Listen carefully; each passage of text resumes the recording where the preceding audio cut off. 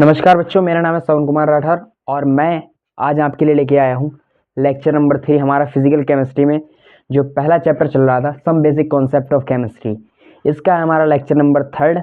तो पढ़ाई को करते हैं स्टार्ट। उससे पहले मैं आपको बता दूँ, पिछले हम अपने 2 लेक्चर पढ़ चुके हैं। अगर आपने अभी तक वो हमारे लेक्चर नहीं देखे तो मैं आपसे कहूँगा कि आप पहले वो लेक्चर देखें, उसके बाद इस लेक्चर पर आएँ, क्योंकि एक अगर मतलब सीक्वेंस में चीज़ चलती है तो अच्छा रहता है। क्योंकि अगर आपने वो नहीं देखे हैं समझ में तो ये भी आए, क्योंकि आज हम मतलब बिल्कुल फ्रेश टॉपिक स्टार्ट कर रहे हैं जो है हमारा सोल्यूशन यहाँ से पढ़ेंगे, ठीक है।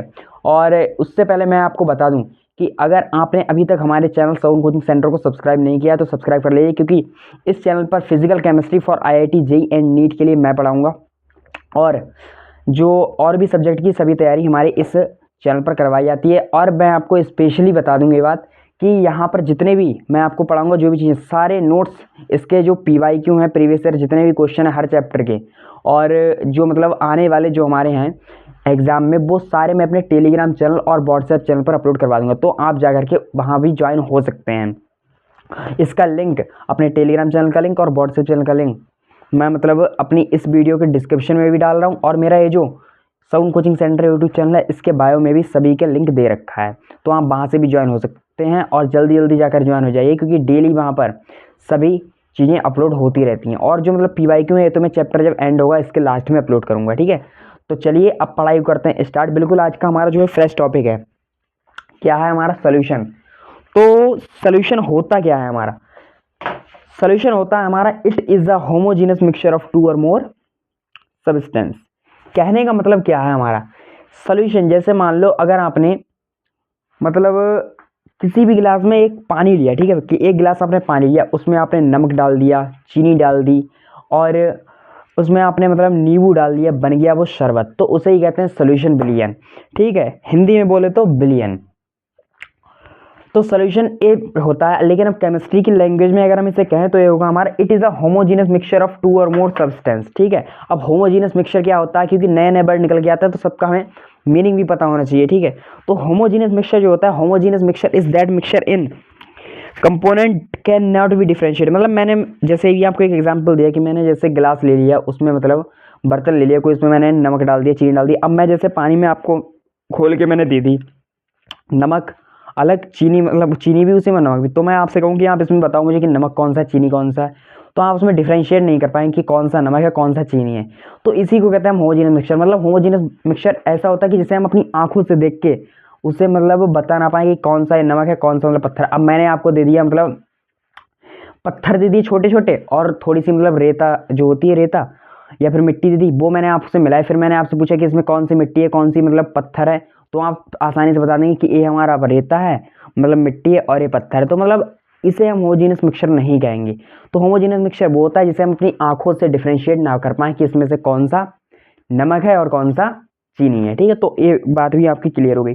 अब सोल्यूशन जो होता है हमारा सॉलिड लिक्विड गैस तीनों टाइप का हो सकता है। अब आपने सुना हो कि सोल्यूशन जो होता है वो हमारा केवल लिक्विड का ही होता है, तो ऐसा नहीं है। अब मैं आपसे कहूँ जैसे ये आपके आसपास मान लो वो देखो नाइट्रोजन, ये देखो ऑक्सीजन, ये देखो कुछ है, जैसे आपके चारों ओर बहुत सारी गैसेस होती हैं, जैसे हाइड्रोजन, ऑक्सीजन, नाइट्रोजन। आपको पता है कि सबसे ज़्यादा नाइट्रोजन है हमारे एटमॉस्फेयर में, ठीक है। तो ऐसे मतलब गैसेस का भी मिक्सचर होता है उसी के प्रकार से। मतलब जो सॉलिड होता है, सॉलिड आपने जैसे रुपए देखे होंगे गिल्टी के, मतलब वो होते नहीं है छोटे छोटे, अब जैसे वो होते हैं, उनमें भी हमारे कई चीज़ों से मिलकर बने होते हैं, एल्यूमिनियम, इन सारी चीज़ों से मतलब कई चीज़ों का एक मिक्सचर होता है, ठीक है। तो सॉलिड में भी हमारा सोल्यूशन हो सकता है, गैस में भी हो सकता है और लिक्विड में भी हो सकता है। अब सोल्यूशन जो होता है हमारे कई टाइप का होता है, बाइनरी सोल्यूशन होता है और मतलब टर्नरी सोल्यूशन होता है, क्वाटरनरी सोल्यूशन होता है। तो मैंने ये तो अभी इतना आपको समझा दिया, ठीक है। अब जितनी बातें बताई हैं सब यहाँ पर अब हम लिखते भी चलेंगे, साथ साथ में नोट्स भी बनाते चलेंगे और समझते भी चलेंगे। तो चलिए करते हैं, जो जो बातें अभी बताई वो यहाँ पर आपको बताते हुए चलते हैं। आप मेरे साथ साथ ही नोट्स बनाएं, अच्छा रहेगा। वैसे तो नोट्स आपको शेयर भी हो जाएंगे, लेकिन आप अगर अपने साथ साथ बनाए लिखते हैं तो आपको जल्दी आसानी से याद होता है और समझ में भी आता है, ठीक है। तो सबसे पहले हमारे लिखा है हेडिंग सॉल्यूशन। सॉल्यूशन का जो है हमें अब इसकी डेफिनेशन लिखते हैं, ठीक है। सॉल्यूशन क्या होता है लिखते हैं हम, it is a homogeneous mixture, it is a homogeneous mixture of 2 और मोर सबस्टेंस, ऑफ 2 और मोर सबस्टेंस। अंडरस्टैंड बच्चों? ये होता है हमारा सोल्यूशन। अब मैंने क्या बताया कि होमोजीनियस मिक्सचर, ये हमारा मैंने यहाँ पर जो आपको लिखवाया कि होमोजीनियस मिक्सचर क्या होता है इसके बारे में भी लिखते हैं, ठीक है। Homogeneous mixture is that mixture, homogeneous mixture is that mixture in which component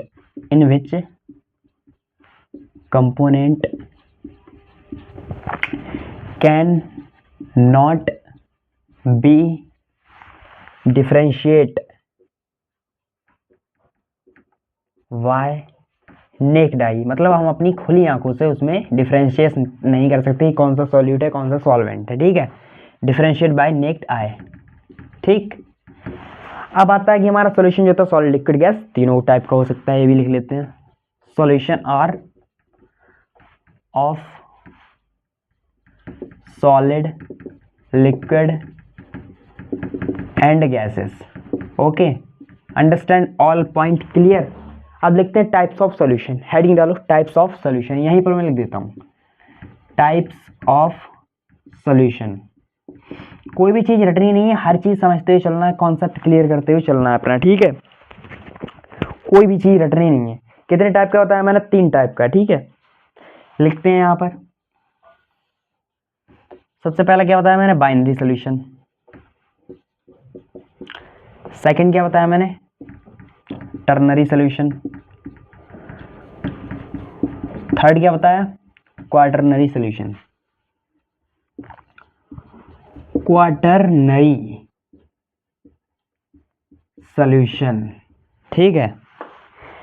अब इस वर्ड को समझो आप, बाइनरी मतलब बाई, मतलब क्या निकल के आ रहा है? बाई मतलब यानी कि दो कंपोनेंट का सॉल्यूशन होता है। ये जो होता है हमारा बाइनरी सॉल्यूशन होता है 2 कंपोनेंट होते हैं इसमें, ठीक है। और टर्नरी का मतलब क्या होगा? टर्नरी समझो, मतलब टर्नरी यानी कि तीन कंपोनेंट होते हैं टर्नरी सॉल्यूशन में। मतलब हमें शब्दों को ऐसे पढ़ना है कि उसका मीनिंग्स निकालना है बिल्कुल, कि कहना क्या चाहता है हमसे शब्द, ठीक है। अब क्वाटरनरी, क्वार्टर का मतलब क्या होता है? 4, ठीक है। तो ये होता है यहाँ पर 4 कंपोनेंट का सॉल्यूशन, 4 कंपोनेंट का सॉल्यूशन होता है हमारा, ठीक है। अब मैं आपको बताऊं बाइनरी सॉल्यूशन जो होता है इसमें होते हैं हमारे 2 कंपोनेंट। कौन कौन से होते हैं? सॉल्यूट और सॉल्वेंट। बेसिकली हमें इसके बारे में ज़्यादा पढ़ना है, ये हमारे सिलेबस में तो है, जितना है उतना इनके बारे में जान लिया। और भी अगर कोई भी बातें होंगी तो मैं आगे चल के बता दूंगा। एक साथ हमें कुछ भी नहीं पढ़ना, धीरे धीरे करके पढ़ना। सबसे पहले मैं आपको बताऊँ बाइनरी सॉल्यूशन, इसमें होते हैं हमारे 2 कंपोनेंट। कौन कौन से होते हैं? सॉल्यूट और सॉल्वेंट। क्या होते हैं? सॉल्यूट और सॉल्वेंट, मतलब हिंदी में बोले तो विलय एंड विलायक। हिंदी में ज़्यादा जानना नहीं है, ठीक है। तो सॉल्यूट और सॉल्वेंट ये होता है हमारा, ठीक है। अब मैं आपको बताऊं सॉल्यूट क्या होता है। आपने पढ़ रखा होगा 11th में भी, अगर नहीं पढ़ा है तो मैं बताता हूँ, ठीक है। Which gets dissolve in other, मतलब ये जो होती है ये किसी दूसरे में घुल जाए। अब जैसे आपने पढ़ा हो कि विलायक या सॉल्वेंट वो होता है जिस जो मतलब अधिक मात्रा में होता है, मतलब ज़्यादा क्वांटिटी में होता है। तो ये बात गलत है, ठीक है। अगर मैं आपसे कहूँ कि मैंने मतलब एक गिलास में ले लिया पानी, ठीक है, और जो मैंने चीनी जो है वो मैंने ले ली 2 गिलास, अब उन्हें मैंने एक दूसरे में मिलाई, तो क्या वो सोल्यूशन नहीं होगा? अब ऐसे आप कहते हो कि मतलब चीनी हम 2 गिलास ले लें तो वो हमारा सॉल्वेंट हो जाएगा, तो नहीं। वाटर जो है हमारा विलायक यानी सॉल्वेंट ही होता है, ठीक है, जो कि हमारा किस लिए होता है वो मैं बताऊँ कि ये हमारा जो है मतलब सबसे ज़्यादा वाटर को हम हर बार चाहे कहीं भी क्वेश्चन दे रखा हो उसमें हमें सॉल्वेंट ही मानना है वाटर को, ठीक है। ये भी मैं भी आपको बताऊँ कि वाटर को हम यूनिवर्सल सॉल्वेंट, वाटर को जो है यूनिवर्सल सॉल्वेंट क्यों कहते हैं, ठीक है, ये भी मैं आपको बताऊंगा। पहले इसे लिखते हैं, ठीक है। लिखते हैं हम कि which get dissolve in other. Solid जो होता है किसी दूसरे में घुल जाता है। सॉल्वेंट जो होता है वो होता है विच डिजॉल्व अदर इन, मतलब कहने का मतलब क्या है, देखो ज़्यादा रटना नहीं। जैसे ये सॉलिड जो है किसी चीज़ में तो घुल ही रहा होगा, मैंने क्या लिखा है आपको? विच गेट डिजॉल्व इन अदर, ठीक है। तो सॉलिड जो है किसी दूसरे में घुल रहा है, अभी जिसमें घुल रहा है उसे ही हम सॉल्वेंट कहते हैं, ठीक है। आज ज़्यादा हमें वो नहीं सोचना, हमें डेफिनेशन जाननी, हमें केवल समझना है, ठीक है। सॉलिड मैंने क्या होता है कि which get dissolve in other, ये किसी दूसरे में तो घुल ही रहा है, अब जो वो दूसरा है उसे कहते हैं हम सॉल्वेंट। लिखते हैं हम यहाँ पर सॉल्वेंट की, फिर भी डेफिनेशन तो हमें लिखनी ही है। लिख देते हैं विच डिजॉल्व अदर इन इटसेल्फ, ठीक है। विच डिजॉल्व अदर इन इटसेल्फ, जो किसी दूसरे को अपने अंदर घोल लेता है। ठीक है, अब आता है कि मतलब डाइलेक्ट्रिक कांस्टेंट, एक पॉइंट आता है हमारा डाइलेक्ट्रिक कांस्टेंट। इसी में अब आपको पता चलेगा कि वाटर जो है हमारा वो यूनिवर्सल सॉल्वेंट क्यों है। लिखते हैं यहाँ पर डाइलेक्ट्रिक कांस्टेंट, फिजिक्स में भी आपने पढ़ा होगा डाइलेक्ट्रिक कांस्टेंट। डाइलेक्ट्रिक कांस्टेंट क्या होता है, इसे हम के से भी रिप्रेजेंट करते हैं। ठीक है, लिख देते हैं यहाँ पर के। डाइलेक्ट्रिक कांस्टेंट ऐसा कोई भी कंपाउंड या ऐसा कोई भी मतलब कोई भी आप ले लीजिए कोई कंपाउंड जिसका डाइलेक्ट्रिक कांस्टेंट सबसे ज़्यादा हो, तो वो जो होता है उसे हम कहते हैं प्योर सॉल्वेंट। ठीक है, लिखते हैं यहाँ पर। ठीक है, higher the value of dielectric constant, higher the value of dielectric constant better is the solvent, better is the solvent, higher the value of dielectric constant better is the solvent। ठीक है, क्लियर। अब मैंने आपको क्या बताया कि water जो होता है वो हमारा होता है universal solvent, water is universal solvent. Water जो होता है वो हमारा यूनिवर्सल सॉल्वेंट, चाहे कहीं भी क्वेश्चन में आपको वाटर दे रखा और उसके साथ कुछ और भी दे रखा तो आपको वाटर को ही सॉल्वेंट मानना है। ठीक है, ये मैं आपको अभी से बता के चल रहा हूँ। क्योंकि इसकी क्यों होता है हमारा वाटर यूनिवर्सल, क्योंकि इसकी जो है सबसे ज़्यादा हाईएस्ट वैल्यू होती है डाइलेक्ट्रिक कांस्टेंट। ठीक है, तो आप इतना कीजिए नोट, उसके बाद हम पढ़ेंगे नेक्स्ट पॉइंट जो आएगा हमारा कंसंट्रेशन, मतलब सांद्रता क्या होती है कंसंट्रेशन। ठीक है, तो पहले आप इतना कीजिए नोट, उसके बाद इसके आगे का भी पढ़ते हैं हम।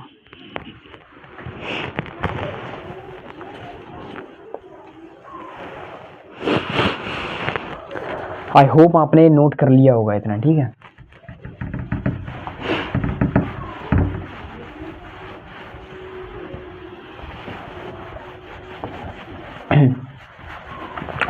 अगला हेडिंग आप डालो अपनी कॉपी में, क्या डालना है, कंसंट्रेशन। ठीक है,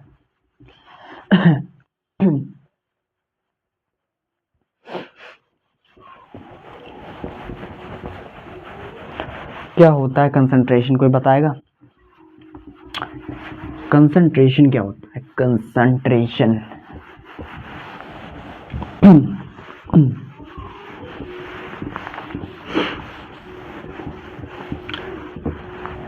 हेडिंग डालो कंसंट्रेशन। ठीक है, कंसंट्रेशन।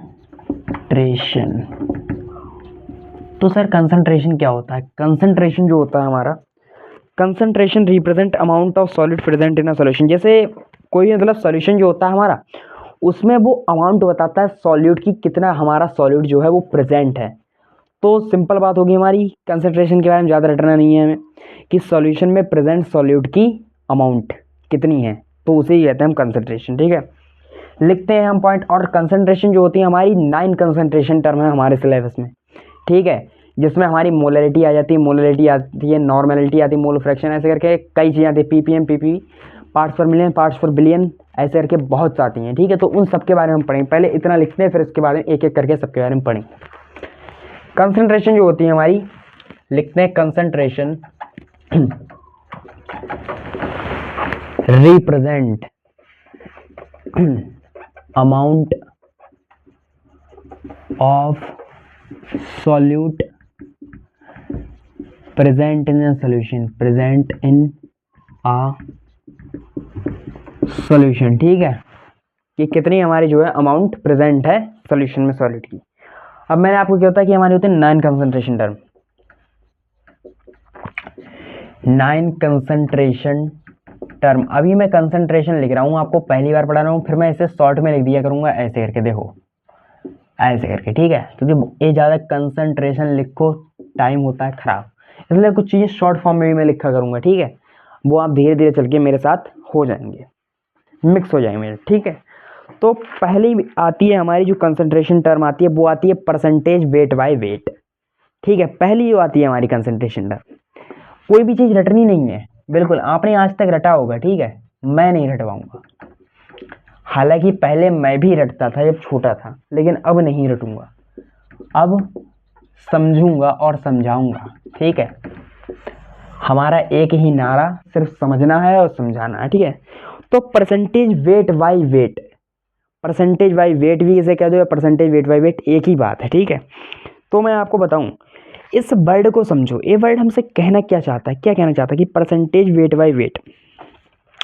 जैसे मान लो आपके लिए अगर कोई दे रखा है क्वेश्चन में, मैं देखो एग्जाम्पल सीधे लेके चलूंगा, ठीक है।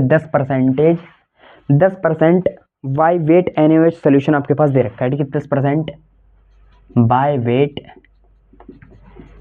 NaCl solution, 10% by weight NaCl solution आपके लिए मान लो दे रखा है। तो ये क्या कहना चाह रहा है कि 10% बाय, यानी कि मतलब प्रति, अगर देखो तो मतलब हिंदी में ऐसे ए ऑब्लिक का साइन, यानी कि इसे परसेंटेज का साइन भी कहते हैं, ठीक है। बाय यानी कि ऑब्लिक मतलब बटे में आते हैं, जिसे हिंदी में कहते हैं, ठीक है। बाय यानी कि 10%, 10% बाय यानी कि प्रति, बाय के लिए आप प्रति मानो, 10%, परसेंटेज में बदलते हैं तो 10 के जैसे मान लो परसेंटेज में बदलते हैं तो 100 से गुणा करते हैं, यानी कि 10% बाय वेट NaCl सोल्यूशन। कहने का मतलब क्या है मेरा, कहने का मतलब है मेरा कि 10 ग्राम सॉल्यूट, क्या मैंने बताया कंसंट्रेशन क्या होती है कि सॉल्यूट की मात्रा बताता है हमें कि सॉल्यूट कितनी है सोल्यूशन, ठीक है। तो ये क्या कह रहा है हमसे, 10% बाय वेट NaCl सोल्यूशन। तो 10 ग्राम, कहने का मतलब क्या है, जो परसेंटेज है, परसेंटेज बाय वेट, परसेंटेज को जो है 10% बाय वेट 10/100, यानी कि इसे बदल रहे हैं ग्राम में, ठीक है। 10 ग्राम NaCl सोल्यूशन प्रेजेंट है हमारा 100 ग्राम सोल्यूशन में, ठीक है। अब NaCl जो है यहाँ पर, ये हमारा सॉल्यूट का काम कर रहा है। अब इसे मतलब सॉल्यूट कह लो या सीधे NaCl कह दो, ठीक हो। देखो मैं यहाँ पर लिख के आपको बता रहा हूँ, वैसे फॉर्मूला भी आपको लिख दूंगा लेकिन रटना नहीं है हमें, ठीक है। देखो 10% बाय वेट NaCl सोल्यूशन है, तो यानी कि 10 ग्राम क्या दे रखा है NaCl, 10 ग्राम NaCl प्रेजेंट है। वैसे तो एरो का लिख दो, या अभी एरो हम मत लगाओ, अभी डायरेक्ट मत समझो, ठीक है। मैं आपको बता रहा हूँ 10 ग्राम NaCl जो कि है हमारा सॉल्यूट, यहाँ पर मैं लिख भी दे रहा हूँ ब्रैकेट में, ठीक है। Solute is present in 100 gram solution, ठीक है। तो ऐसे करके आपको करना है। अब जैसे वो आपसे पूछ रहा है कि मुझे 5 ग्राम मतलब बताओ कि मतलब 10 ग्राम NaCl में इतना है, तो अगर पूछे टोटल 1 ग्राम मतलब NaCl में कितना है, तो आपको पता है यूनिटरी मेथड लगाना है, 100 के बटे में 10 गुणा 1, 10 ग्राम आ जाएगा आपका सीधे निकल के, ठीक है। तो ऐसे करके हो जाए। अब आप इसका अगर फॉर्मूला देखो तो फॉर्मूला ऐसे क्या जाता है, percentage weight by weight is equal to weight of solute, weight of solute upon में वेट ऑफ सॉल्यूशन गुणा 100। ये आपका फॉर्मूला भी बन जाता है। देखो अब आपको ये भी पता चल गया होगा कि हमारा फॉर्मूला बनता कैसे। आज तक आपने सिर्फ रटा होगा, मैंने यहीं से आपके फॉर्मूला भी बन के दिखा दिया कि फॉर्मूला आया कहाँ से, ठीक है। तो अब तो आपको क्लियर हो गया होगा कि कैसे क्या होता है। अब ऐसे ही अगली जो आती है हमारी कंसंट्रेशन टर्म आती है, वो आती है percentage by volume. Percentage by volume लिखते हैं next, percentage by volume. Percentage by volume क्या होता है, इससे हम ऐसे रिप्रेजेंट करते हैं, परसेंटेज V बाई V, इसे करते हैं परसेंटेज वेट बाय वेट, यानी परसेंटेज W बाय W, ठीक है। ऐसे करके रिप्रेजेंट करते हैं इसके लिए। अब मैं आपके लिए फिर से एक एग्जांपल ले रहा हूँ, ठीक है। जैसे मान लो कि 20% हमारे पास दे रखा है कि 20% by volume HCl solution, HCl solution, HCl का एक सोल्यूशन है हमारे पास, ठीक है। तो इसमें 20% बाय वॉल्यूम, अब मैंने मान लो यहाँ पर मतलब जो वॉल्यूम है मैंने इसके लिए ml में ले रखा है, यानी कि मिलीलीटर में ले रखा है। तो इसे कैसे करके आपको देखना है, कैसे करके करेंगे सॉल्व। जो हमारे पास लिखा है कि 20% by volume HCl solution, 20% by volume HCl solution अगर हमारे पास ऐसे करके दे रखा है, तो मैंने मान लो मैंने आपसे क्या वॉल्यूम मैंने किस में लिया, मिलीलीटर, तो यानी कि 20 ml लिखेंगे, 20 ml HCl is present in.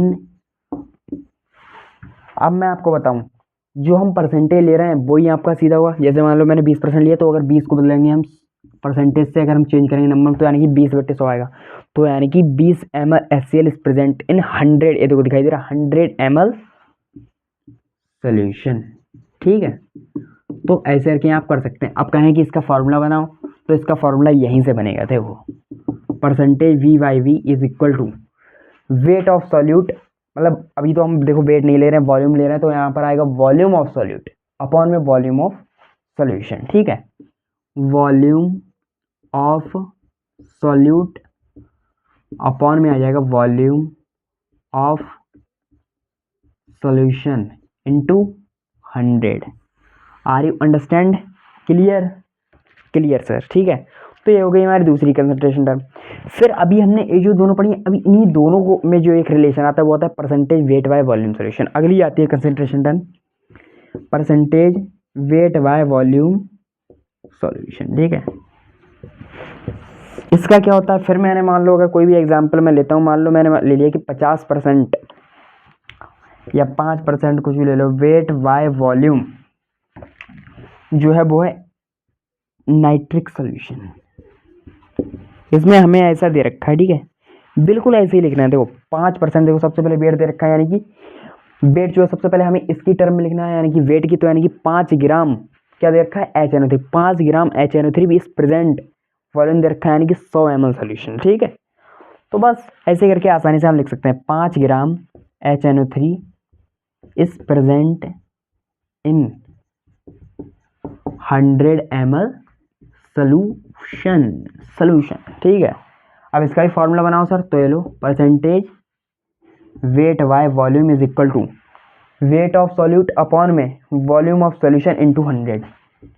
Wait of solute upon में वॉल्यूम ऑफ सॉल्यूशन इनटू 100। तो ये थी आपकी 3 कंसंट्रेशन टर्म। नोट करो इनके लिए एक एक पॉइंट, आपको आई होप क्लियर हुआ होगा, क्योंकि मैंने इस लेवल का क्लियर किया है कि आपको रटवाया नहीं है। फॉर्मूला कहाँ से, आज तक आपने क्लास 11th में ये पढ़ाया जाता तो आपने रटा होगा, ठीक है। और ये फॉर्मूला कहाँ से आया होगा ये आपको आज तक नहीं बताया गया होगा, मैंने आपको बताया कि कैसे करके आया है, ठीक है।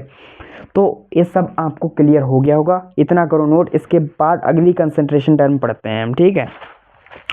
अगली आएगी, मेन पार्ट तो यहाँ से चालू होगा, अब जो पढ़ाऊँगा वो आएगी हमारी मोलरिटी, ठीक है।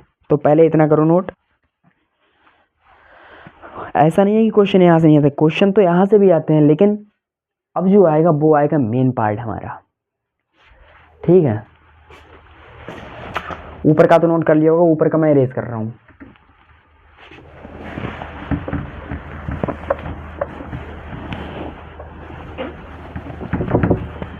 देखो अब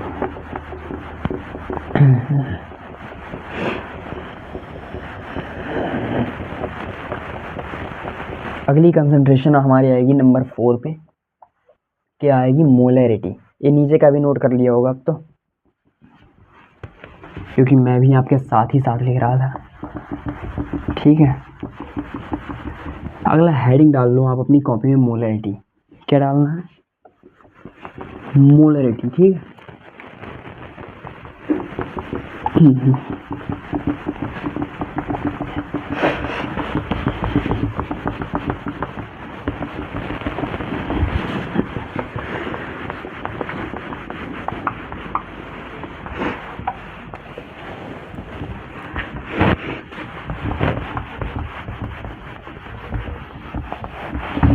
क्या होती मोलरिटी, ये भी रटेंगे नहीं, बिल्कुल समझाएंगे एक एक पॉइंट की कहाँ से क्या होता है, ठीक है।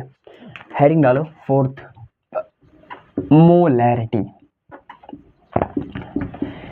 इसे एम से रिप्रेजेंट करते हैं, ज़्यादा रिप्रेजेंट करने की कोई ज़रूरत नहीं, हमें तो डायरेक्ट, मैं ऐसा आपको सिखा दूं कि आप डायरेक्ट करें सवाल, ठीक है।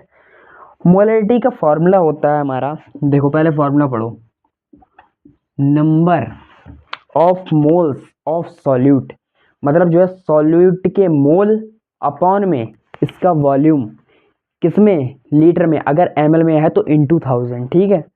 ये फॉर्मूला होता है, लिखते हैं यहाँ पर, वॉल्यूम नंबर ऑफ मोल, किसके मोल, सॉल्यूट के, ठीक है, अपॉन में volume of solution, volume of solution. अगर सॉल्यूशन हमारा ml में है, वैसे तो लीटर में लेते हैं, ठीक है।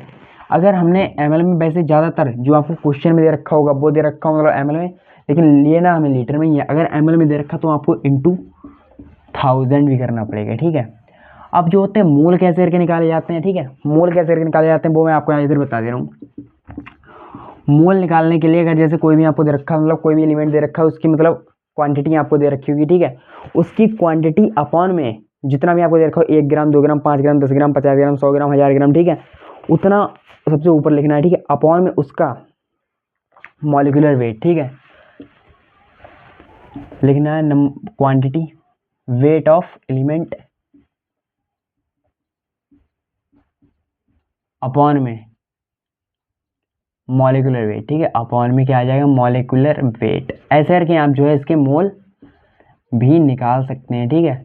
अच्छा बताओ ऑक्सीजन का कितना होता है मॉलिक्यूलर वेट, 8 मत कहना, ठीक है, ऑक्सीजन का होता है 16, ठीक है। तो ऐसे करके आपको जैसे यहाँ पर ऑक्सीजन निकालने के वो कहते हैं आपसे कि मतलब जो 32 ग्राम ऑक्सीजन आपके लिए दे रखी है, ठीक है, और तो आपको 32 लिखने हैं ऊपर और नीचे लिखने हैं 16, तो 16 दूनी 32 यानी कि 2 मोल निकल आएंगे इसके, ठीक है। तो ऐसे करके हो सकती है। अब बात आती है मोलरिटी की। मोलरिटी क्या होती है, फॉर्मूला तो लिख दिया सर, अब जो है मतलब कैसे करके आया फॉर्मूला, कैसे करके ड्राइव हुआ, इसके बारे में बताओ। चलो मानते हैं पहले सर, हम बताते हैं और सबसे पहले मान लेते हैं कि हमने कुछ दे रखा है हमारा, ठीक है। ये एम का जो सिंबल होता है मोलरिटी को रिप्रेजेंट करता है, यानी कि 2 मोल, और इसे पढ़ते कैसे हैं 2 मोल, ठीक है।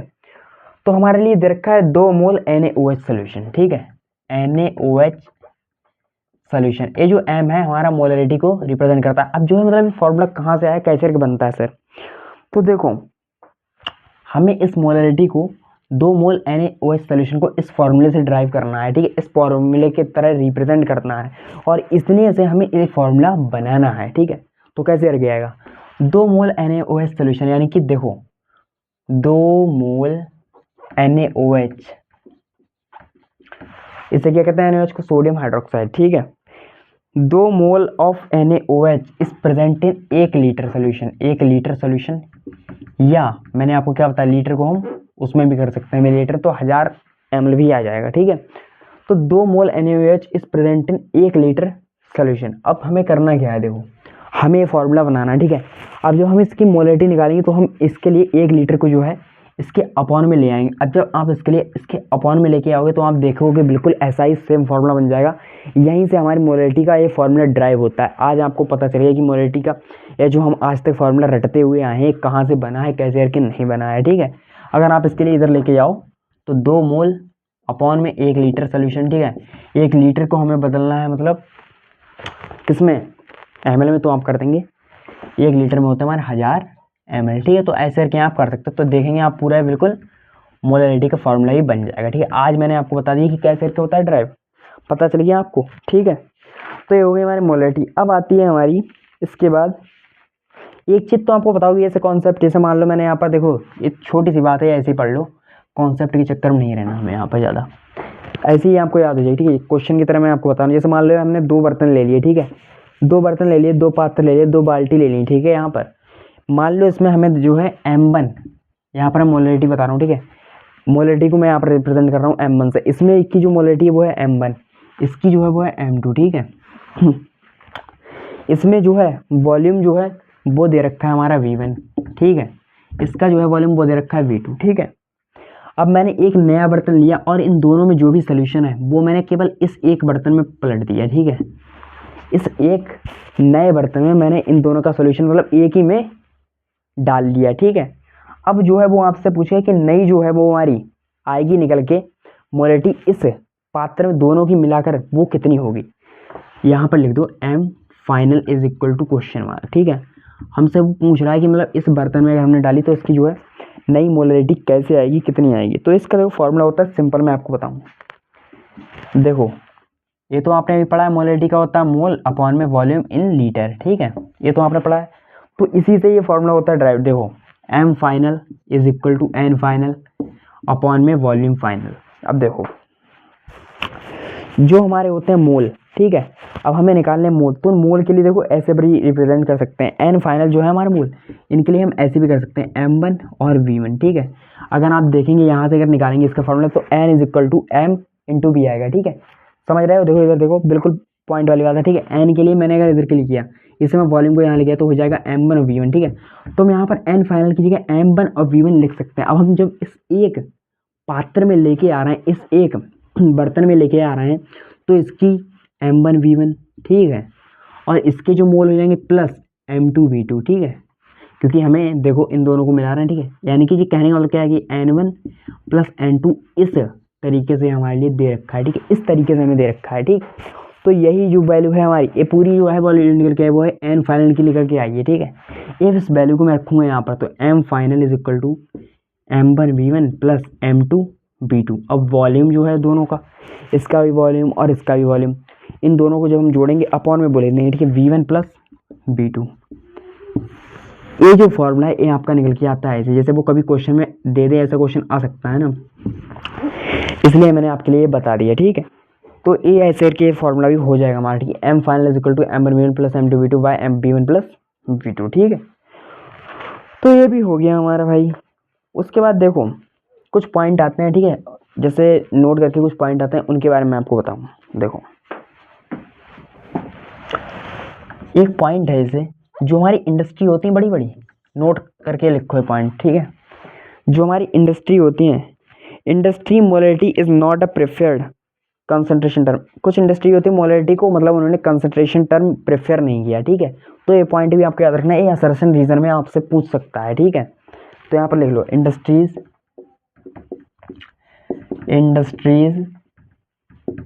मोलरिटी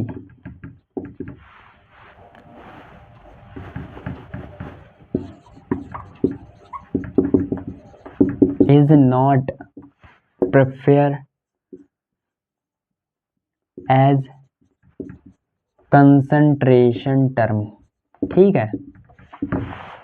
अब मैं आपको बताऊं, देखो अब एक पॉइंट आता है कि मोलरिटी जो है वो हमारी वो टेम्परेचर डिपेंडेंट है या नहीं है। अक्सर एक क्वेश्चन आता है आपको प्रीवियस ईयर मतलब पहले की आया हुआ एक क्वेश्चन मिलेगा, जब आप अपने प्रीवियस ईयर क्वेश्चन आया तो आपको पता चलेगा कि ये क्वेश्चन आया हुआ है। तो आपको मैं बताऊं, देखो नोट करके ये भी पॉइंट लिखो, बहुत इंपॉर्टेंट पॉइंट मैं लिखवा रहा हूँ अभी, ठीक है। लिखो कि मोलरिटी जो है वो हमारी वो टेम्परेचर डिपेंडेंट टर्म है। अगर टेम्परेचर इंक्रीज होगा तो volume of solution also increase. देखो मैं आपको बताऊँ, सिंपल बात है एक अगर आपको केमिस्ट्री में किसी फॉर्मूले में वॉल्यूम दिखाई दे तो वो टेम्परेचर पर डिपेंड करेगा, ठीक है। ये बात आप चाहे लिख लो यहाँ पर कहीं पर भी साइड में अपनी कॉपी में लिखो, अपनी कॉपी में मैं बोल रहा हूँ, ठीक है, कि अगर किसी भी केमिस्ट्री के फॉर्मूले में आपको अगर वॉल्यूम दिखाई दे रहा है, ठीक है, मतलब केमिस्ट्री में कोई भी जैसे फॉर्मूला हो, अगर उसमें आपको वॉल्यूम दिखाई दे रहा है तो वो टेम्परेचर डिपेंडेंट होगा ही होगा। लिख लिया कॉपी में, ठीक है, लिख लो ऐसे करके। तो मैं यहाँ पर लिख देता हूँ कि मोलरिटी इज टेम्परेचर डिपेंडेंट, ठीक। मोलरिटी जो है वो हमारी टेम्परेचर डिपेंडेंट है। तो आप इतना करो नोट। अब फिर यहीं से ही लिखते हैं मोलरिटी के बारे में, अगली आती है हमारी मोलरिटी, पहले इतना कर लो नोट, फिर मोलरिटी के बारे में पढ़ते हैं, ठीक है। फिर उसके बाद पढ़ेंगे मोल फ्रैक्शन के बारे में, सारी कंसंट्रेशन टर्म आज पढ़ा दूंगा। देखो कितना टाइम हो गया, आधा घंटा हुआ है, अभी 33 मिनट हुए हैं, ठीक है अभी है टाइम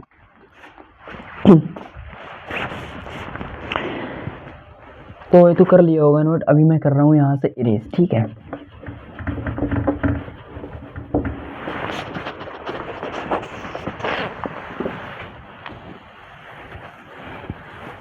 अगली आएगी हमारी, वो आएगी मोलैलिटी, मतलब मोललता।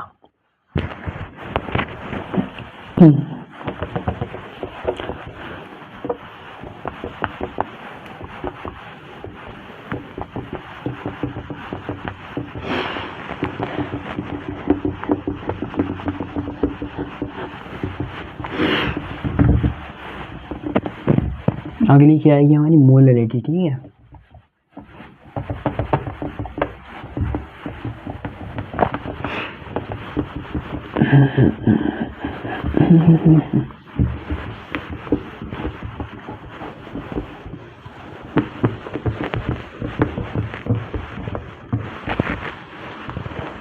नेक्स्ट हेडिंग डालो, क्या डालो, मोलैलिटी। कौन सा नंबर है हमारा, 5 तो नंबर है, लिखो मोलैलिटी। इसे कहते हैं हम रिप्रेजेंट स्मॉल m से, ठीक है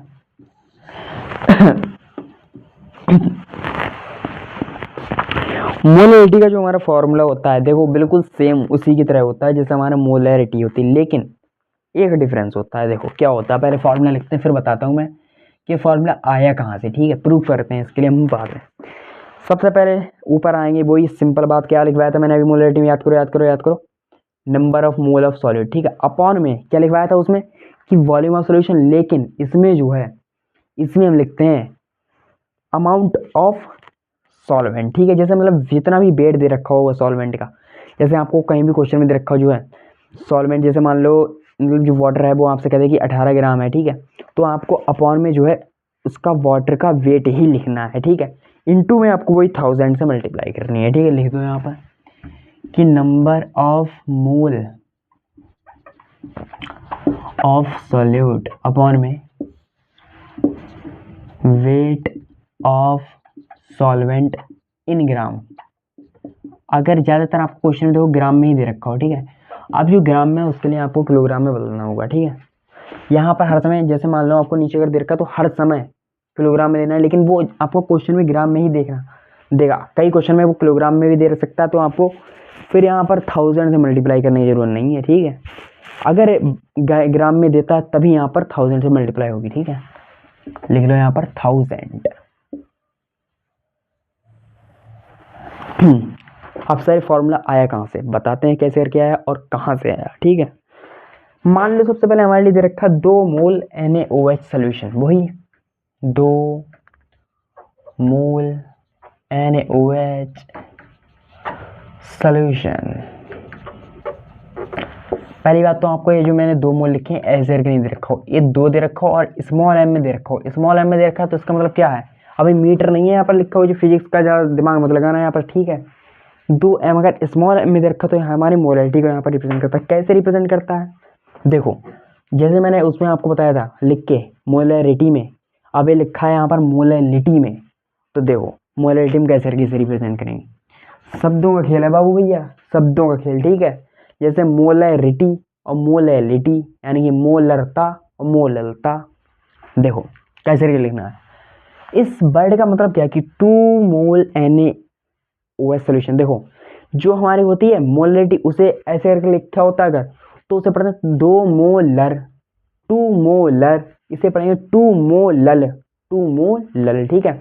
इसे अगर पढ़ते हैं मोलरिटी को तो कहते हैं 2 मोलल, मोलरिटी को पढ़ते हैं तो कहते हैं 2 मोलर, ठीक है। तो ये बातों शब्दों का खेल है, बस शब्दों का, ठीक है। ये बात आपको रखनी है याद। तो ये क्या रिप्रेजेंट कर रहा है यहाँ पर, ये रिप्रेजेंट कर रहा है हमारा कि 2 mole of solute is present in 1000 gram solvent या फिर 1 किलोग्राम सॉल्वेंट। वो तो मैंने यहाँ पर ग्राम लिख दिया, कोई बात नहीं है। अगर किलोग्राम में लिखोगे तो 1 किलोग्राम सॉल्वेंट आ जाएगा। अब ये फॉर्मूला सर कैसे बना, अब जब हम इस 1000 को लेके आएंगे यहाँ पर अपॉन में, ठीक है, उसके बाद आप देखेंगे बिल्कुल सेम फार्मूला ऐसे बन जाएगा, बिल्कुल सेम फार्मूला ऐसा ही बन जाएगा, ठीक है। तो ऐसे करके आप इजीली टू इजीली कर सकते हैं, ठीक है। आसानी से आप ऐसे करके कर सकते हैं, ठीक। बिल्कुल ऐसे ही आपको देखो पता भी चलेगा कि आपके मोलैरिटी का फार्मूला कैसे करके बना है, ठीक है। अब मोलैरिटी भी पढ़ ली, मोलैरिटी भी पढ़ लिए। अब आती है हमारी नॉर्मेलिटी। क्या आती है, नॉर्मेलिटी। उससे पहले देखो वही पॉइंट है 1-2 वो आपको बताने पड़ेंगे। अब जैसा मैं आपसे पूछूंगा खुद सवाल, ठीक है। अभी मैंने आपको पॉइंट लिखवाया था, अब मुझे यहाँ पे बताओ कि ये जो मोलैरिटी है हमारी, ये जो मोलैरिटी है ये टेम्परेचर डिपेंडेंट है इंडिपेंडेंट है। अगर अभी जो अभी पढ़ाया था अगर यहीं पर ध्यान है तो पता होगा, जो अभी मैंने पढ़ाया था बताओ जल्दी से बताओ कि ये जो हमारी नोट करके लिखना है पॉइंट, ठीक है। मोलैरिटी जो है ये हमारी टेम्परेचर डिपेंडेंट है या फिर इंडिपेंडेंट है। अभी ये भी लिखवाया और तुमसे खुद तुम्हारी कॉपी लिखवाया कि जो है हमारी मोलैरिटी ये हमारी टेम्परेचर मतलब मोलैरिटी जो है कि कौन सी हमारी टेम्परेचर डिपेंडेंट होगी और कौन सी इंडिपेंडेंट होगी, जिसमें वॉल्यूम आएगा जिस फॉर्मूले में वो हमारी टेम्परेचर डिपेंडेंट होगी। अब इसमें जो है वॉल्यूम आपको कहीं दिखाई दे रहा है, इस वॉल्यूम देखो जरा, आंखें खोल के देखो है इसमें कहीं पर भी वॉल्यूम नहीं है, तो क्या है टेम्परेचर इंडिपेंडेंट है, ठीक है। ऐसे करके आपको ध्यान रखना, तो लिख लो यहाँ पर मोलैरिटी इज नॉट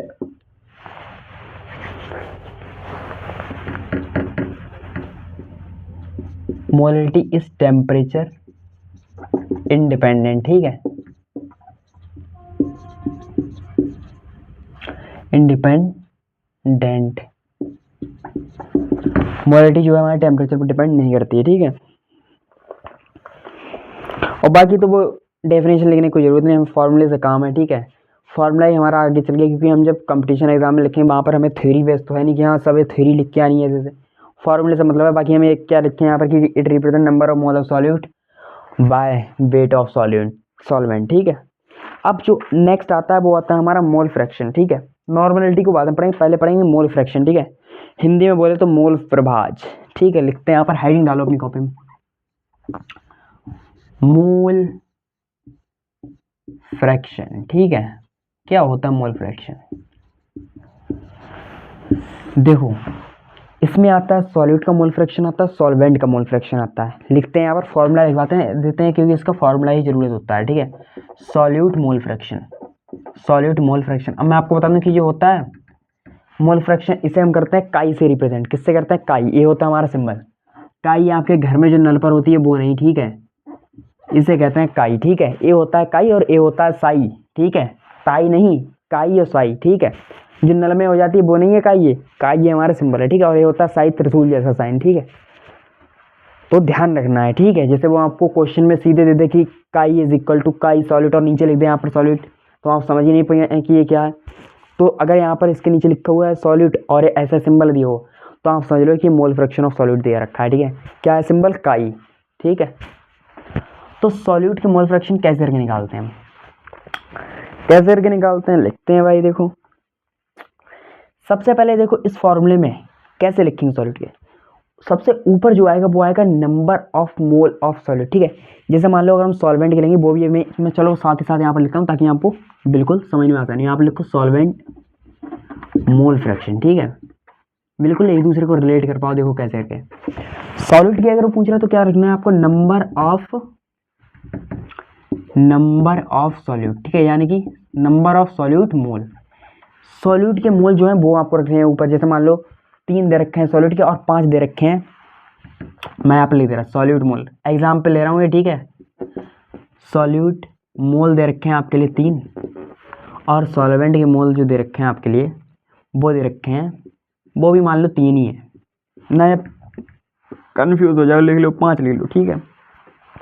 अब मान लो मुझे सॉल्यूट का मोल फ्रैक्शन निकालना है, तो क्या मैंने बताया कि number of solute of mole, सबसे पहले आपको लिखने हैं number of solute of mole कितने दे रखे हैं? 3, ठीक है।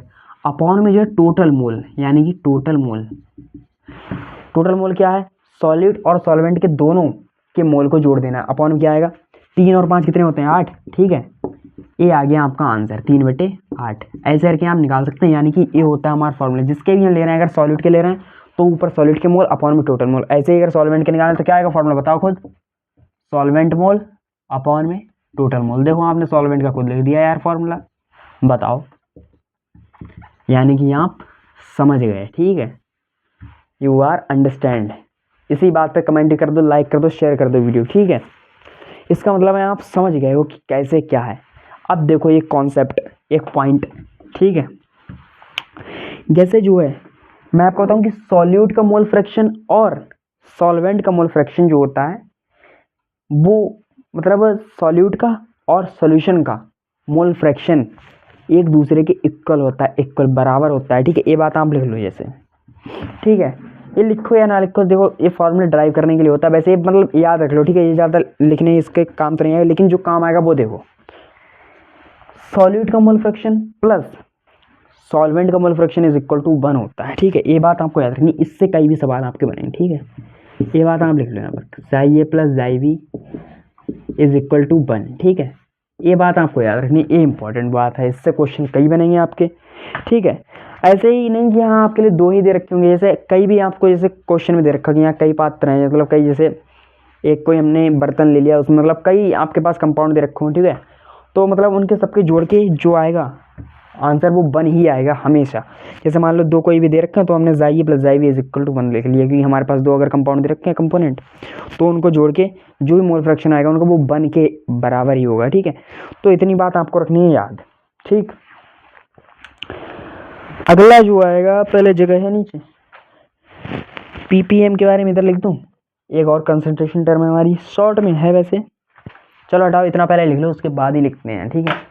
पीपीएम आएगी हमारी पार्ट्स पर मिलियन, ठीक है। फिर आएगी पीपीवी पार्ट्स पर बिलियन, फिर कितना बचा है? बस थोड़ा सा और बचा है, एक दो लेक्चर में हो जाएगा चैप्टर कंप्लीट। ठीक है, हाँ थोड़ा बहुत है। ठीक है, करो इतना नोट। ठीक,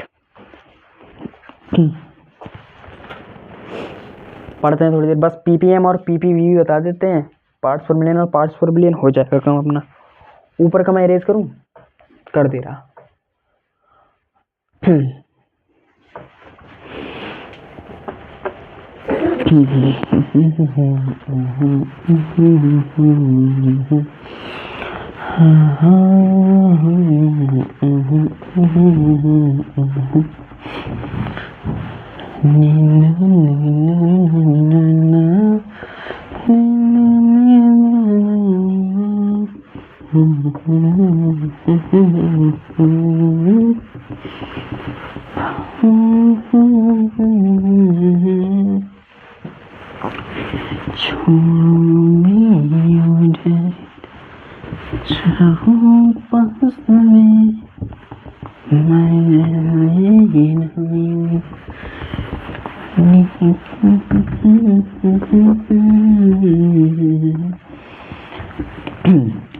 अगला हेडिंग डालो पीपीएम। ठीक है, पीपीएम पार्ट्स पर मिलियन।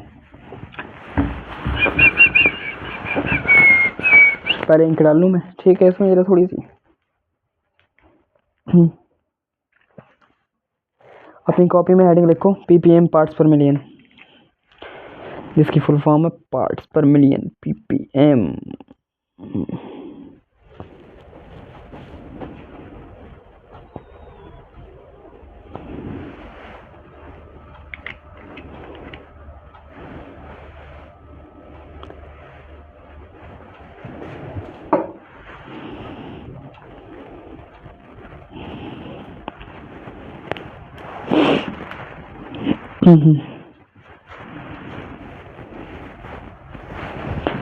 लिखो भाई हेडिंग पीपीएम क्या होता है सर, पार्ट्स पर मिलियन। ठीक है, पीपीएम ये हमारी अगली कंसंट्रेशन टर्म है। कौन सा नंबर है, नंबर आप डाल लेना। ठीक है, मैं हेडिंग डाल रहा हूँ सीधे, मुझे अभी वो याद नहीं रहा कौन सा, 7वां शायद है। ठीक है, पार्ट्स पर मिलियन आप लिख लेना। ठीक है, 9 पूरी पढ़नी है हमें।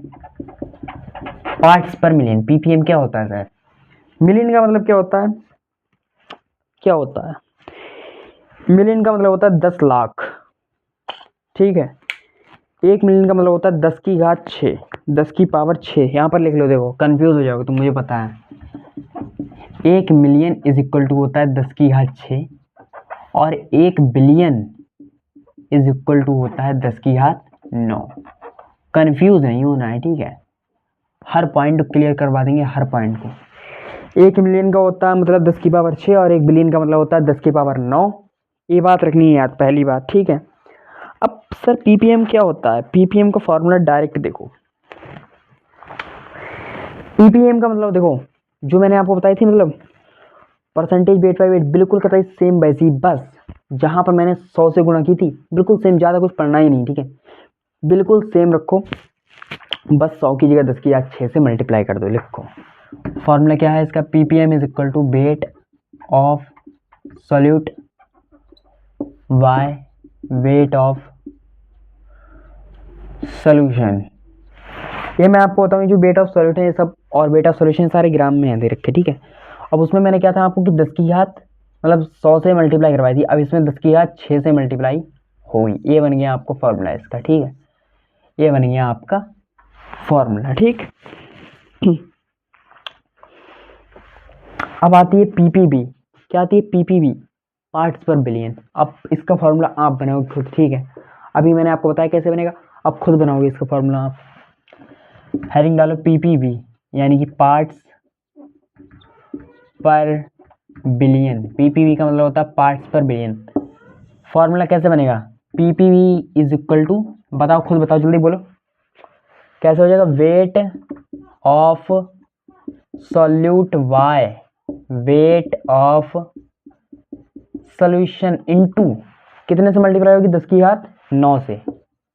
ठीक, ये बन गया आपका पीपीबी का फॉर्मूला। ठीक है, देखो कितना आसान है, बिल्कुल इजी इजी है, नहीं है। अब इसके बाद हम पढ़ेंगे नॉर्मेलिटी यानी कि नॉर्मलता। ठीक है, इसके कुछ फॉर्मूले हैं वो तो आपको याद रखने पड़ेंगे। ठीक है, नॉर्मेलिटी के होते हैं फॉर्मूले। अक्सर बच्चा इसमें कंफ्यूज होता है, लेकिन मैं आपको तीनों फार्मूले इसके आएंगे, 3 फार्मूले यहाँ पर, मतलब जैसे होगा वैसे तो एक ही फार्मूला होगा, लेकिन मैं एक फार्मूले को बिल्कुल प्रोफेशनल तरीके से लिखूंगा जो आप इजी मेथड से याद कर लें, लेकिन उसी के अंदर 2 फार्मूले और होंगे, ठीक है। अब आपको एक इतना लंबा फार्मूला याद करें या एक जो छोटे में है और अच्छे तरीके से लिखा हुआ वो याद कर लो। मैं जो बता रहा हूँ आपको वो याद करो, ठीक है, जो मैं लिख रहा हूँ यहाँ पर वो याद करो। तो नॉर्मलिटी का मतलब क्या होता है, देखो इसकी यूनिट, और हाँ एक पॉइंट मैं आपको बता दूं, वो शायद लिखा नहीं हमने, मोलरिटी की जो यूनिट होती है, मोलरिटी की जो यूनिट होती है वो होती है मोल पर लीटर, मोल पर लीटर, ठीक है। और मोलरिटी की जो यूनिट होती है, मोलरिटी की जो यूनिट होती है वो होती है मोल पर किलोग्राम। और वो तो आपको पता होगा कि परसेंटेज वेट बाई वेट, जब वेट से वेट की ही डिवाइड कर रहे हैं तो कोई यूनिट नहीं, परसेंटेज वॉल्यूम बाय वॉल्यूम तो उसकी भी कोई यूनिट नहीं, क्योंकि जब वॉल्यूम को वॉल्यूम से ही डिवाइड कर रहे हैं तो क्या यूनिट होगी। लेकिन जब परसेंटेज वेट बाय वॉल्यूम करते हैं तो उसकी यूनिट आप लिख लो यहाँ पर, ठीक है, परसेंटेज वेट बाय वॉल्यूम। तो इसकी यूनिट क्या होगी, वेट के लिए हम ग्राम में ले रहे हैं, ठीक है, और वॉल्यूम को ले रहे हैं मिलीलीटर में, तो ग्राम प्रति ml, ठीक है, ये होगी। ऐसे मैं आपको बताता हूँ नॉर्मलिटी जब हम पढ़ रहे हैं तो इसकी जो होगी, इसकी यूनिट होती है वो होती है इक्विवेलेंट पर लीटर, ठीक है।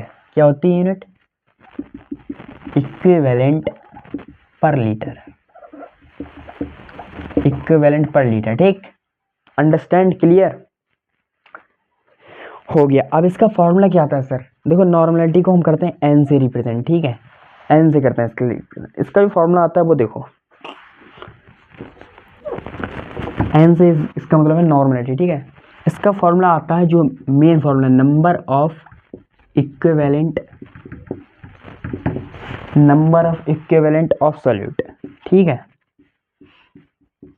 मतलब सॉल्यूट के इक्विवेलेंट के नंबर कितने हैं वो मैं आपको निकालने का बताऊंगा अभी फॉर्मूला, ठीक है। अपॉन में वॉल्यूम ऑफ सॉल्यूशन, किसमें, ml में, वैसे तो लीटर में लेना है, इनटू 1000 करें, ठीक है। अगर लीटर में दे रखा तो 1000 से मल्टीप्लाई नहीं करनी, ये बात आपको रखनी है याद। ये फार्मूला जो है ये हमारा पूरा नॉर्मलिटी का फार्मूला है।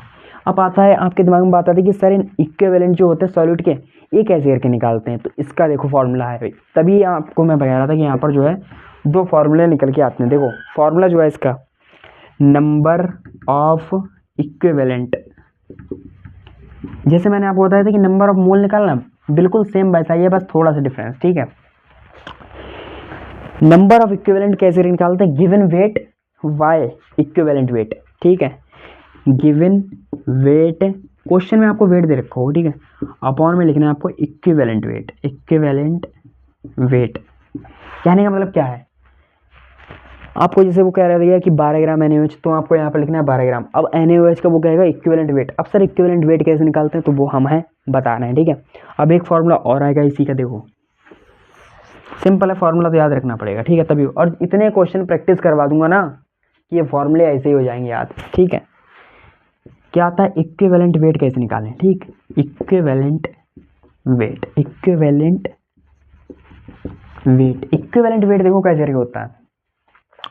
इक्विवेलेंट वेट निकालने के लिए जो भी जैसे मतलब एलिमेंट दे रखा है, मान लो ऑक्सीजन दे रखा, तो उसका मॉलिक्यूलर वेट कितना अभी मैंने बताया था, 16 बताया था। वो देखो जैसे मान लो इक्विवेलेंट वेट निकालना, तो हमें सबसे ऊपर लिखना है molecular weight, molecular weight upon में आता है एन फैक्टर या फिर वैलेंसी, ठीक है, एन फैक्टर या फिर वैलेंसी, ठीक।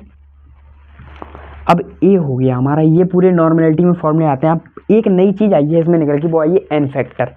एन फैक्टर के बारे में मैं आपको पढ़ाता हूँ, कुछ चीज़ें बताता हूँ। देखो यहाँ पर साइड में जगह है तो यहीं पर थोड़ी सी चीज़ें बताते हैं। एन फैक्टर जो है इंपॉर्टेंट है, इसी के बारे में थोड़ी सी चीज़ चर्चा करते हैं यहाँ पर, ठीक है।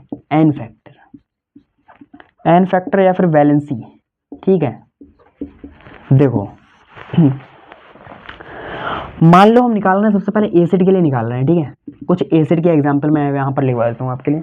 जैसे मान लो HCl हो गया, ठीक है, H2SO4 हो गया, ठीक है, HNO3, H2C2O4 ऑक्जेलिक एसिड और H3PO4 एक्सेट्रा, ठीक। अब एन फैक्टर और कोवेलेंसी कैसे निकलती है ये मैं आपको बता देता हूँ। जैसे मान लो हमने लिया HCl, इसके लिए जब हम तोड़ते हैं किसमें टूटता है, H+Cl-। अब ये जो कंपाउंड, ये जो एलिमेंट है टूटा है, इसके ऊपर प्रेजेंट चार्ज कितना है, जैसे हाइड्रोजन है, इसके ऊपर कितना चार्ज प्रेजेंट है, 1। तो इसकी जो हो जाएगी एसिड के लिए देखें तो इसमें हम HN को देखते तो इसकी जो n फैक्टर हो जाएगा वो हो जाएगा 1। अब जैसे यहाँ पर अगर वो पूछता आपसे, अगर वो HCl ले देता तो उसमें आपका इसका n फैक्टर निकालना होता है। इसके ऊपर जैसे एक चार्ज प्रेजेंट है तो यहाँ पर एक चार्ज इस पर भी, एक चार्ज इस पर, तो यानी कि 1 आएगा, यानी कि n की वैल्यू आ गई 1। ऐसे ही मान लो जैसे यहाँ पर दे रखा है H2SO4। अब आप अगर देखें 2HN plus SO4 double minus, ऐसे करके अपने आयंस में टूट जाएगा। तो अगर आप देखें कि इस पर जो है 2 बैलेंस है, आप कहेंगे सर एक ही है, तो भाई इसकी देखो 2 से मल्टीप्लाई करो प्लस से, तो क्या आ जाएंगे 2 प्लस हो जाएंगे, नहीं हो जाएंगे, तो इसका जो है n की वैल्यू आ जाएगी 2। तो ऐसे करके आप कैलकुलेट भी कर सकते हैं, ठीक है, n फैक्टर। अब देखो मैं आपको बताऊं, ऐसे करके ही आप बेस के लिए भी निकाल लेंगे और n फैक्टर जो है आप सॉल्ट के लिए भी निकाल लेंगे, बिल्कुल सेम तरीके से। जैसे मान लो मैंने यहाँ पर बेस के लिए मैं निकाल रहा हूँ, ठीक है, मान लो बेस के लिए मैं निकाल रहा हूँ, मैंने बेस ले लिया NaOH ले लिया, ठीक है, तोड़ दे रहे हैं इसे। NaOH को अगर हम तोड़ें तो Na plus plus OH minus, ठीक है। इन पर देखो चार्ज कितना है, 1 1 है, तो इनका n फैक्टर हो जाएगा 1। ईजी है बिल्कुल। ऐसे ही मैं कहूँगा आपसे अगर सॉल्ट के लिए, सॉल्ट क्या होता है, लवण, कैसे करके मिलता है हमारा, देखो सॉल्ट मान लो ले लिया मैंने NaCl, ठीक है, किससे मिलकर बनता होता है, NaOH प्लस HCl से मिलकर बनता है, जब इसमें H2 निकलता है बाहर, ठीक है। देखो इसे जब हम तोड़ेंगे Na plus plus Cl minus, ठीक है, अब इसमें भी एक चार्ज, इसमें भी एक चार्ज, तो इसकी n की वैल्यू हो जाएगी 1। बिल्कुल इजी मेथड है, जैसे जैसे मैंने थे बिल्कुल आपको बता दिए, ठीक है।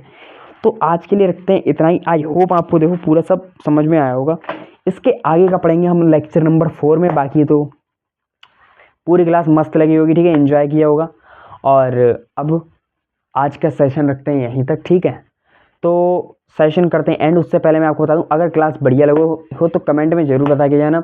और कोई भी डाउट वैसे तो बचा नहीं होगा, अगर बचा भी हो तो कमेंट में ज़रूर पोस्ट करें, आपको उसका आंसर जल्दी मिलेगा। और अगर आपका डाउट थोड़ा ज़्यादा लंबा या क्वेश्चन के टाइप में हुआ तो उसका वीडियो सोल्यूशन भी प्रोवाइड करवा दिया जाएगा।